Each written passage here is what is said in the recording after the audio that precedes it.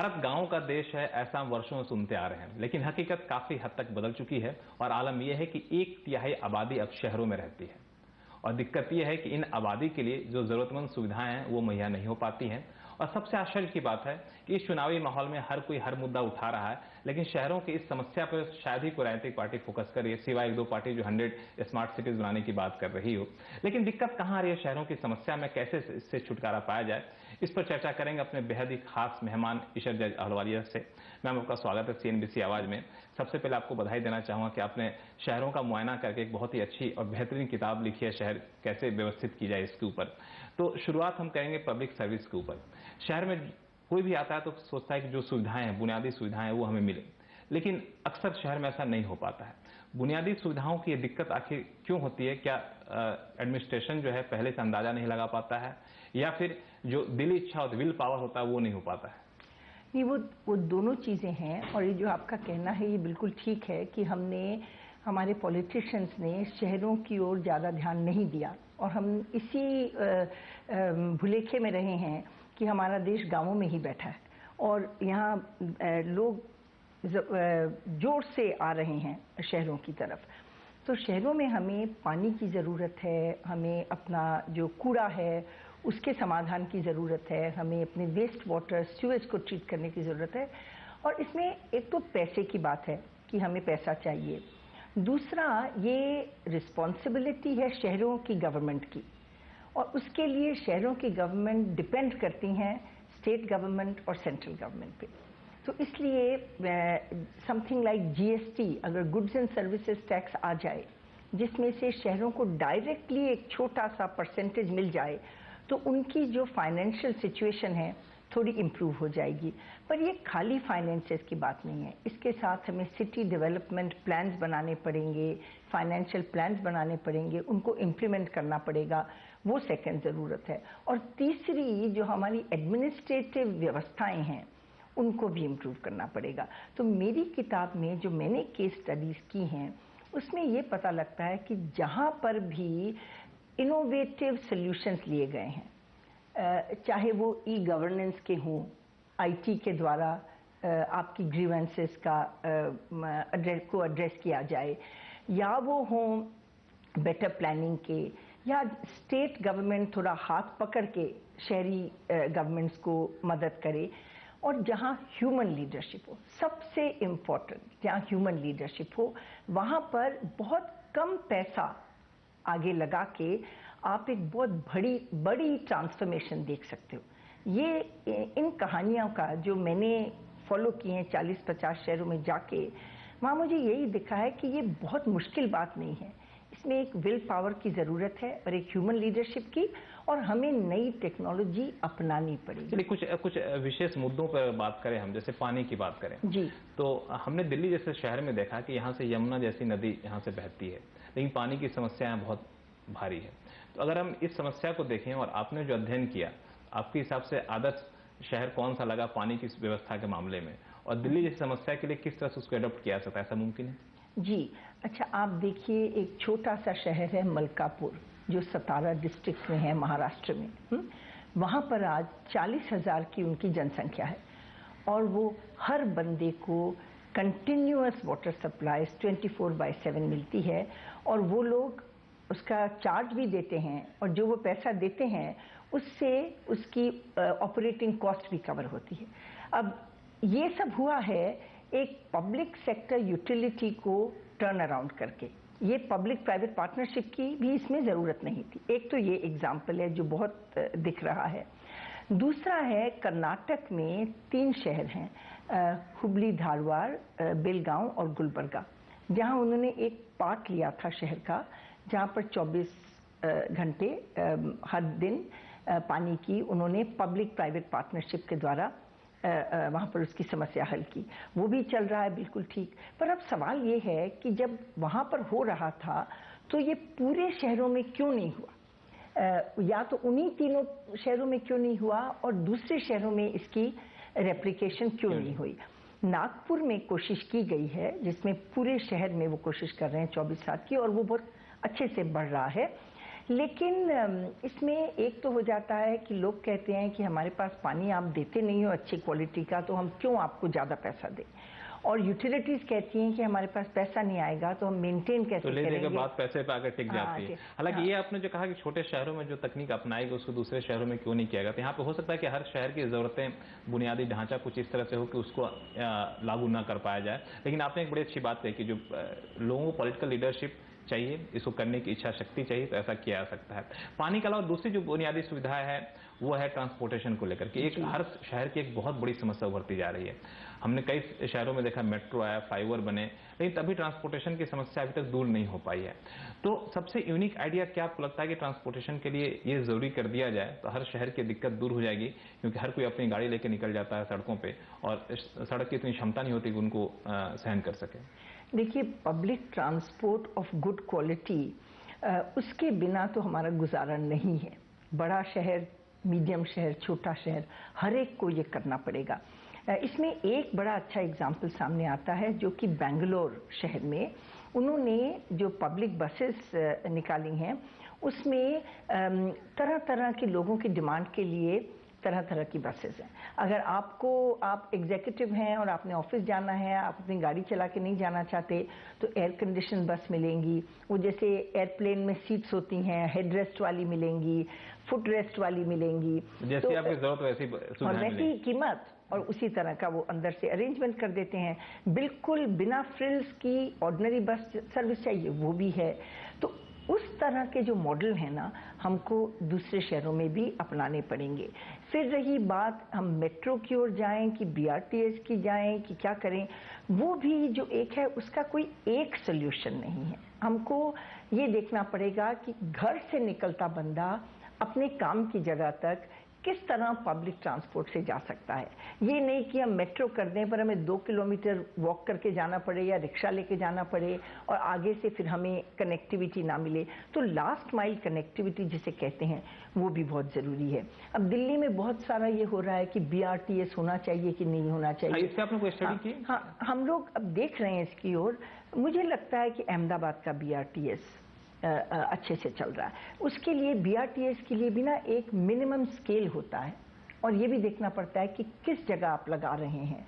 तो भोपाल में बीआरटीएस चल रहा है, अहमदाबाद में चल रहा है। अब हम स्टडी कर रहे हैं देख के कि क्या डिफरेंसेस हैं और किस तरह बीआरटीएस को दिल्ली में रिफॉर्म किया जा सकता है। तो दिल्ली की बात करें तो यहाँ पे ये कहना कितना सही होगा कि बीआरटीएस यहाँ पे लागू तो किया गया, लेकिन बीआरटीएस कहाँ पे लागू करना है, किस तरह से लागू करना है, इस पे बहुत ध्यान नहीं दिया गया। ये वजह से शायद दिक्कत पैदा हुई कि बीआरटीएस की वजह से ट्रैफिक सुधरने की वजह और बिगड़ती चली गई। हाँ, आई थिंक बीआरटीएस दिल्ली में इसका अगर अध्ययन किया जाए तो ये तो बहुत क्लियर होगा कि इसमें सारे फैक्टर्स नहीं देखे गए। लेकिन मैं नहीं चाहूंगी कि अब इस हालत में ऐसा हो जाए कि we throw the baby with the bath water.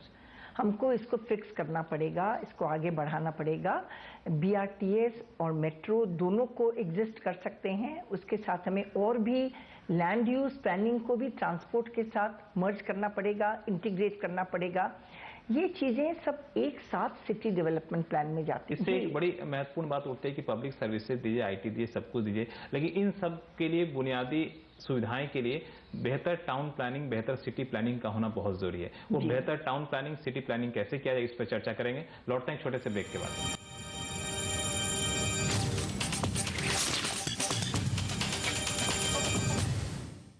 ईश्वर जज अहलवालिया से हमारी खास बातचीत जारी है। मैम, जब भी बुनियादी सुविधाएं की बात उठती है तो राज्य सरकारें ये कह के पल्ला झाड़ लेती हैं कि यहाँ पे तो लोग बहुत ज्यादा आ जाते हैं, जितनी क्षमता है उससे ज्यादा लोग आ जाते हैं। तो बात ले दे के वहां घूम के आती है कि बेहतर टाउन प्लानिंग क्यों नहीं हो पा रही है। चाहे लोगों को रहने के लिए आवास बनाने की बात हो, ऑफिस बनाने की बात हो, ऑफिस आवास के नजदीक हो, ऐसे तमाम लॉजिक दिए जाते हैं और कह जाते हैं कि ये जो बेहतर टाउन प्लानिंग एक बहुत बड़ी दरकार है जो कई शहरों में मिसिंग है। आपको क्या लगता है बेहतर टाउन प्लानिंग कर पाना कितना मुमकिन है? क्योंकि मेरे जहन में एक सवाल उठता है कि कोई छोटा सा शहर है, वहां पे अगर रोजगार की सुविधाएं तो लोग आना शुरू करें, कितने लोग आएंगे पता नहीं चल पाएगा। अचानक से लोग काफी ज्यादा आ गए, जो सुविधाएं बनी वो सुविधाएं छोटी पड़ने लगी। ऐसे में तरीका क्या है कि बेहतर टाउन प्लानिंग की जाए ताकि ऐसी दिक्कतें ना हो? देखिए, एक तो तरीका ये है कि जब जैसे लोगों की जनसंख्या बढ़ती है तो जो शहर है उसकी सीमाओं को जरा फ्लेक्सिबल करना पड़ेगा और जो पास का एरिया है, जो पेरी अर्बन एरिया है, उसको नोटिफाई करके अर्बन किया जाए। अब उसमें भी क्या होता है कि जैसे ही नोटिफिकेशन आती है या आने वाली होती है, जिनको पता होता है वो वहां पर पहले जाके लैंड खरीद लेते हैं। हाँ, मैंने रायपुर जैसा कई शहरों में देखा है, ऐसा तो हुआ। उसमें क्या होता है कि वो जितना लैंड वैल्यू है वो प्राइवेट पार्टीज ले लेती हैं। तो इसका तरीका ये है कि जब आप नोटिफिकेशन करें तो उसके साथ ही जो लैंड वैल्यू जब बढ़ती है तो उस लैंड वैल्यू की अप्रिसिएशन का एक हिस्सा सरकार को लेके इंफ्रास्ट्रक्चर में इन्वेस्ट करना चाहिए। इसको कहते हैं अनलॉकिंग लैंड वैल्यू। हैदराबाद में बहुत अच्छे एग्जाम्पल जिसके मिलते हैं, जहां उन्होंने हैदराबाद की सिटी के बाहर आउटर रिंग रोड बनाया। वो आउटर रिंग रोड बनाने से इतना दायरा सारा जो शहर का है बाहर वो शहर के अंदर लेंगे, तो उस सारी लैंड पे जो वैल्यू बढ़ी उस पे उन्होंने उस वैल्यू अप्रिसिएशन को टैप किया और वही फंड्स लेके उन्होंने इंफ्रास्ट्रक्चर में डाले कि वहाँ सीवरेज की का बंदोबस्त किया, इस तरह से काम किए। तो एक तो है अनलॉक करना लैंड वैल्यू को, दूसरा कि इसकी प्लानिंग कैसे की जाए। अब गुजरात में टाउन प्लानिंग स्कीम्स वो यूज़ करते हैं, जहाँ वो क्या करते हैं कि किसी भी टाउन में जब वो बढ़ा रहे हैं तो जो प्रेजेंट लैंडलॉर्ड्स हैं उन सबसे कहते हैं कि आपकी X% लैंड हम ले लेंगे, सरकार ले लेगी और उसको इंफ्रास्ट्रक्चर में इन्वेस्ट करेगी। अब वहाँ के लोग इस बात को समझते हैं कि मेरी लैंड बेशक 60% ऑफ द ओरिजिनल लैंड हो, लेकिन उसकी कीमत इतनी बढ़ जाएगी इंफ्रास्ट्रक्चर डालने से कि I am willing to part with 40% to make my land more productive. तो एक ये टाउन प्लानिंग स्कीम्स अब महाराष्ट्र में भी हो रही हैं। फिर एक बहुत बढ़िया एग्जाम्पल टाउन प्लानिंग का है पुणे के बाहर मगरपट्टा शहर, जहाँ की वहाँ फार्मर्स की फैमिलीज रहती थी और जब वहाँ पर ये डिक्लेयर किया गया कि यहाँ अर्बन डेवलपमेंट होगी तो वहाँ के लोग इकट्ठे हुए फार्मर्स, उन्होंने अपनी एक सिटी डेवलपमेंट कंपनी खोल ली कि हम यहाँ पर शहर बनाएंगे। और वो शहर मगरपट्टा नाम सुन के लगता है कि कोई ग्रामीण तरह का शहर होगा, पर उस शहर में आपको 21st सेंचुरी भारत की झलक मिलेगी। वहाँ पर उन्होंने पूरा अपना वेस्ट वाटर वो ट्रीट करते हैं, ग्रीन एरियाज उन्होंने रखे हैं, सॉलिड वेस्ट पूरा मैनेज करते हैं, ड्रिंकिंग वाटर 24/7 है। इसमें एक जो दिक्कत आती है, जो हाल पिछले कुछ सालों तक मुद्दा छाया भी रहा, वो था पर्यावरण का लेकर के कि शहर बसाने के चक्कर में पर्यावरण को काफी ज्यादा नुकसान होता है कई बार। इससे कैसे बचा जाए? बीच का रास्ता क्या हो सकता है? ये कितना मुमकिन है? देखिए, अब दिल्ली में 2 बायोडाइवर्सिटी पार्क्स आए हैं जो बहुत अच्छे डेवलप किए गए हैं, आरावली बायोडाइवर्सिटी पार्क और यमुना बायोडाइवर्सिटी पार्क। चेन्नई के बीच अंदर गिंडी बहुत बड़ा फॉरेस्टेड पार्क है। तो हमको शहरों को सेंसिटाइज करना पड़ेगा, एक कि वो अपना जो कूड़ा करकट है, चाहे वो सॉलिड हो या वेस्ट हो, उसको अपनी शहर की सीमा के बाहर नहीं डाल सकते, पूरा मैनेज उनको करना पड़ेगा। दूसरा, उनको अपनी हवा की खैर रखनी पड़ेगी, अपने पानी की। जब ये हो जाएगा तो शहर और गांव का जो मिलन है उसके बिना तो इकोनॉमी आगे बढ़ नहीं सकती। मुझे जहाँ तक लगता है कि ये जो रूरल अर्बन डिवाइड है ये हमारे पॉलिटिशियंस ने बनाई है। अच्छा, इसमें 2 बातें मैं कहूंगा। एक तो जवाहरलाल नेहरू अर्बन मिशन की जो बात करी आपने, आपके बुक में इंट्रो में प्रधानमंत्री ने भी लिखा है कि इसको फिर से नए सिरे से डिफाइन करने की जरूरत है। तो आपको कहाँ लगता है कि इसमें कौन नए पहलू जोड़ने की जरूरत है इस मिशन में, ताकि अर्बन प्लानिंग को और बेहतर किया जा सके? जी, एक बात तो ये है कि Jawaharlal Nehru national urban renewal mission कुछ सीमित से शहरों पर लागू थी, 65, और हमारे देश में 8000 शहर हैं। हाँ, तो एक तो ये बात है, इसका स्केल बढ़ाना है। दूसरा, क्योंकि शहरों को रिफॉर्म करने में शहरी गवर्नमेंट का भी हाथ है, राज्य गवर्नमेंट का भी हाथ है और केंद्रीय सरकार का भी हाथ है, इसलिए JNNURM में पहली बार गवर्नमेंट ऑफ इंडिया ने कोशिश की थी कि स्टेट गवर्नमेंट्स को भी साथ लेके चलें। उसमें अगर 50% सेंटर डालता है तो बाकी 30% स्टेट डाले, 20, और डिपेंड करता है आप किस तरह की सिटी की डेवलपमेंट की बात कर रहे हो। और उन्होंने ये कहा था कि ये करने के लिए आपको कुछ बेसिक रिफॉर्म्स करने पड़ेंगे। अब हुआ क्या कि ये JNNURM प्रोजेक्ट स्पेसिफिक मिशन थी। जैसे आप आए, आपने कहा मेरे शहर में मुझे एक वेस्ट वाटर ट्रीटमेंट प्लांट बनाना है, तो ये प्रोजेक्ट है, तो आप मुझे पैसा दीजिए। और गवर्नमेंट ने कहा इसमें एक कंडीशन ये भी होगी कि राज्य सरकार प्रॉपर्टी टैक्स में कोई वापस नहीं जा सकती, प्रॉपर्टी टैक्स रिफॉर्म्स करने पड़ेंगे। अब आया इलेक्शन टाइम और राज्य सरकार ने कह दिया कि 10 लाख तक की प्रॉपर्टी में आपको कोई टैक्स नहीं देना पड़ेगा। उससे क्या हुआ, जो शहरी सरकार है उनका आधा बजट प्रॉपर्टी टैक्स रेवेन्यू पे डिपेंड करता था और इस कंपल्शन में उनका बजट आधा हो गया। तो कुल मिलाकर शहर और क्या हुआ, गवर्नमेंट ऑफ इंडिया ने ये कहा कि आपने वो पूरा नहीं किया, आपको नेक्स्ट इंस्टॉलमेंट नहीं देंगे।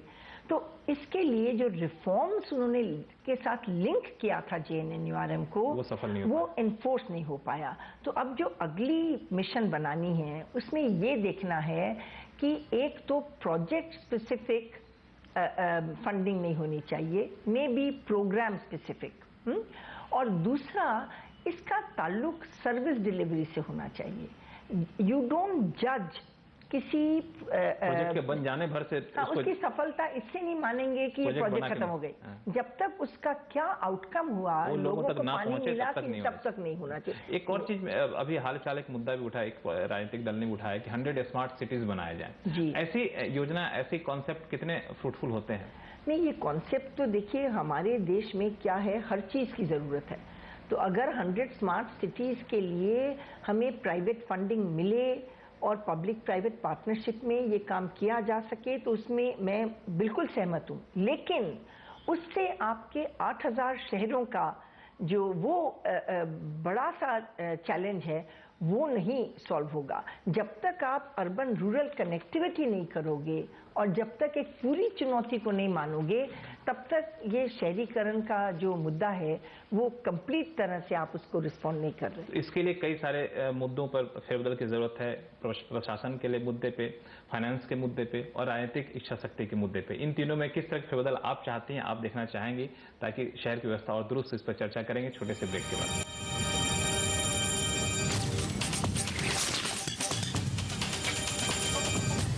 मौजूदा राजनीतिक माहौल में इतनी बड़ी समस्या को कोई भी राजनीतिक दल उठाने को तैयार नहीं है। इसके पीछे वजह क्या है? क्या राजनीतिक दल को ये डर है कि हम शहर का मुद्दा उठाएंगे तो लोग समझेंगे कि अमीरों की बात कर रहे हैं, या फिर यहाँ पे अपना वोट बैंक वो नहीं देखते हैं? मुझे लगता है कि इसमें इग्नोरेंस का एक बहुत बड़ा हाथ है। राजनीतिक दल अभी ये समझ नहीं पा रहे कि कितनी फुर्ती से शहरीकरण हो रहा है, और ये 2014 की इलेक्शन उन्हें कुछ सिखाएगी इस बारे में। मेरी किताब में ये चीज़ बिल्कुल उभर के आती है कि अभी 33% of our population in India is urban, 33%। लेकिन जो हमारी इलेक्टोरल जो सेटिंग्स हैं उसमें खाली 28% को वोट दी गई है।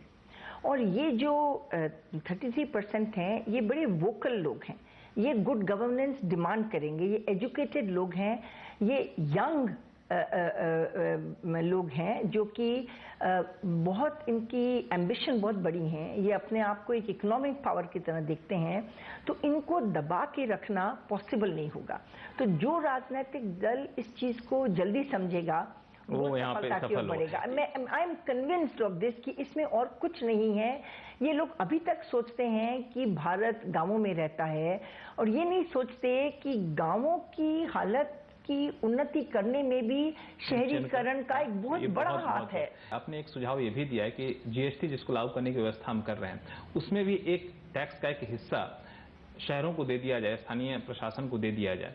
ऐसा कितना सफल होगा? ये तो मेरे लिए मैं कहूँगी सबसे बड़ी मेरी ये रिकमेंडेशन होगी, क्योंकि देखिए आप इंडोनेशिया में देखिए, आप साउथ अफ्रीका में देखिए, वहाँ पर शहरों को एक प्रिडिक्टेबल और गारंटीड ट्रांसफर मिलता है फंड्स का, जिससे उनके बजट में थोड़ी रिजिलियंस आती है। हमारे यहाँ शहर टोटली डिपेंडेंट हैं, कुछ शहरों को छोड़ के हमारे ज़्यादातर शहर जो हैं उनका बजट ही स्टेट गवर्नमेंट से आता है और कुछ गवर्नमेंट ऑफ इंडिया की ग्रांट से आता है। तो इस तरह तो हम सिटी की प्लानिंग नहीं कर सकते।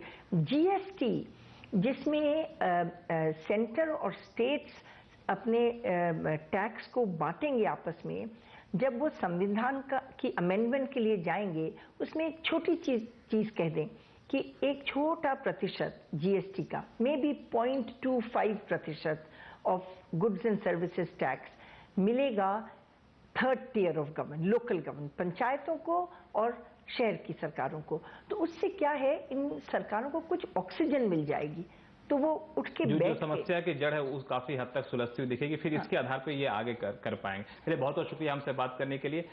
मैं उम्मीद करता हूं कि आपकी किताबों में सुझाव दिए गए उसको सरकार काफी गंभीरता से लेगी। शुक्रिया CNBC आवाज से बात करने के लिए। Thank you.